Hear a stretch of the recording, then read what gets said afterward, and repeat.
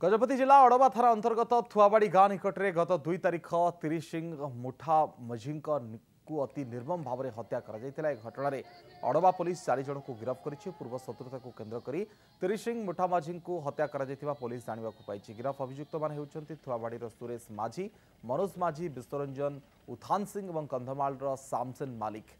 Police तदंतर जमापड़ी अभियुक्त सुरेश माझीर बड़ भाई पूर्व 2021 मसीह एक हत्या मामलें गिरफ होती।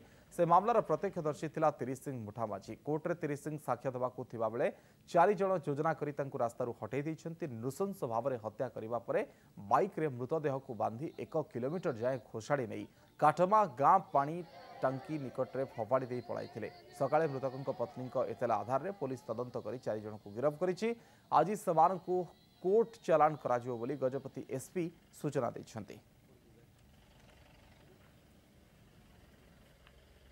जे पूर्व शत्रुता को केन्द्र करी 4 जन मुदला से मृतकों को पूर्व राति रे गोटे मीटिंग को डाकी थिले। से मीटिंग रु से फेरिबा रास्ता रे माने जगी रहिथिले एवं तांकू मरणात्मक आक्रमण करथिले। घटनास्थल रे तांकर मृत्यु हो जाइथिला।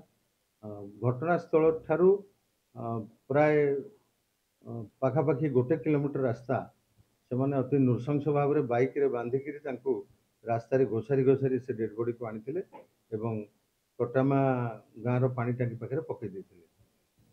तदंत परे आमे आज 4 जन आसामी को गिरफ्त करिछु।